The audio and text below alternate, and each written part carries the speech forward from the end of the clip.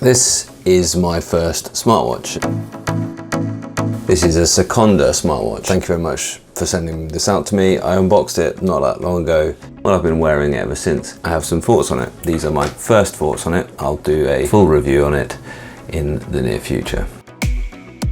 But I'm interested to know about your thoughts about smartwatches first of all, because this is the first one that I've had. I did buy the Apple Watch for my wife, and so I know a little bit about that, and my parents have always worn Galaxy watches. Well, always, since they've come out. I'm interested to know about what your thoughts about smartwatches are. Which features are essential for you in a smartwatch? Which features do you love? Which features don't you love so much? For instance, I thought one feature that this has that I would like, I thought that having the notifications on here would be something that I absolutely loved. However, very quickly I got a bit annoyed at it buzzing on my wrist. It was maybe a bit just weird for me, so I turned off the buzzing. Do you like that? And I also thought that the sleep function would be a really useful thing to have as well, but as you can see, there isn't any sleep data in here because I just don't particularly want to wear a watch at night time. So my question for you, before I really get into detail about my own thoughts on this Sekonda watch, is which other smartwatches should I try? Because I would like to branch into this and do you a bunch of comparison videos with different types of smartwatches. Being the first one,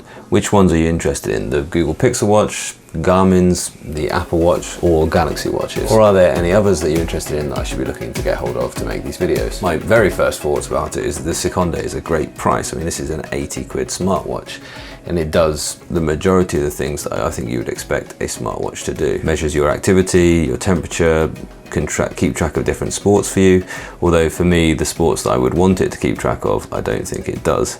It's mainly people who are into cycling or running, as you can see, walking and basketball, although I'm sure that running would be equivalent to that for kind of football for me. But I'd love to see football and tennis there. It will keep track of your heart rate. That's currently not my heart rate, obviously, but this is my kind of average here as well, which is perfectly normal. And of course it will do the sleep. You can use it as timer, etc. And you can use it as a controller for your music, get your weathering and see your messages on here and find your phone. And this is an interesting one. It will sort of give you some breathing techniques to relax. The thing that surprised me that it didn't have, I found no way to see a battery indicator on here, which is a bit odd. I couldn't find it, but it was of course there, just in a swipe down, gives you the sort of home menu. Although I can tell you the battery is quite good and it has lasted for about 3 days on average between charges, which is what I would really hope for in a smartwatch, is something that I didn't have to charge every single night. My mum, for instance, tells me that on her Galaxy watch, what she does is she only really takes it off when she has a shower, and that's when she charges it, and that keeps it going. So once a day, 20-30 minutes of charging. The charging on this is not wireless like it is in the Apple Watch. It's actually a little magnetic pin, which is absolutely fine until maybe you lose the wire, and then it would be frustrating to have to buy exactly that wire. I'd love a watch to last for a full week, for instance, and that's why I'm really, in fact, I got started looking at smartwatches for thinking about eink smartwatches, which, as if you know anything about my other videos, you'll know I'm interested in eink and the benefits of that. And eink smartwatches would make an incredibly efficient, long battery life device. This is a great price, but I want to hear from you. Does it do everything that you would want it to do? Is there anything missing from what you would want? I'd be really interested if there's a way to put an app on here to control your computer to allow you to advance a PowerPoint as a teacher or for presenting ideas. Then that would be a really useful thing. I know you can do that on some Galaxy watches. And of course, what my wife really loves her Apple Watch for is actually using it for making calls. I'm constantly aware that I'm talking to my wife's wrist when I'm ringing her. This can't make calls. It's a nice feature that you can upload your own image there. So I have this nice image of my kids on a beach with a rainbow, which is a really nice sort of memory. But this is not a very high resolution screen.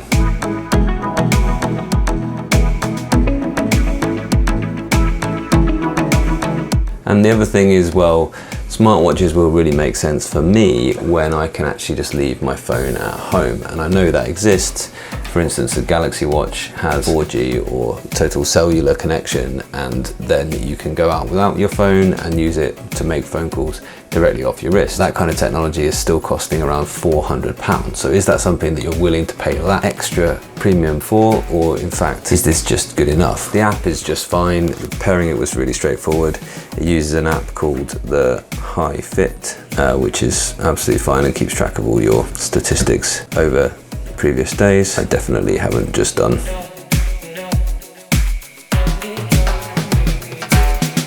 but it was very easy to pair, and then you can control things from your phone as well. So it's fine. I quite like the look of it. You can choose different watch faces, and I do quite like having my own photograph there, reminding me of that lovely day on the beach. The other thing I kind of feel obliged to mention really is that it emits this really bright green flashing LED. Whenever it's off my wrist, I turn it off because it is incredibly bright, and if you're just going to leave it on the dresser or something at night time, then you'll be really surprised the first few times when this massively bright flashing green light comes across your room. So I turn it off at night time, and even if it's just on your wrist in the dark, then you see these kind of flashing lights across on the wall or something like that. So I just don't know why it has to do that. I think what it needs is it needs a light sensor on the front of it of some description, so that it knows that it's in pitch darkness pretty much, and it won't do those really bright green flashing lights. Other thing is you can change the screen brightness, which is nice, and I would run this on pretty much the lowest power, but of course that's fine indoors, but as soon as you're outside you can barely see it if it's on the lowest brightness. So having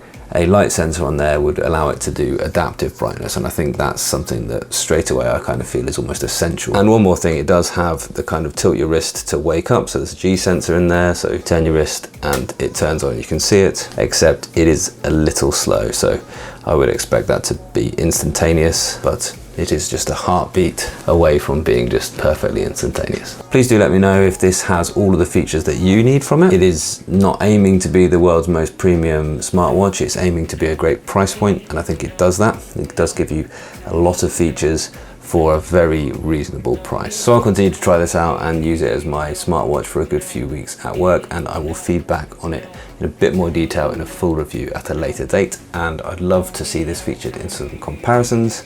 What type of watch would you think I should compare this to? Let me know in the description if this has all the features that you want it to have, or if there's something that you think is definitely that you need in a smartwatch that this seems to be missing.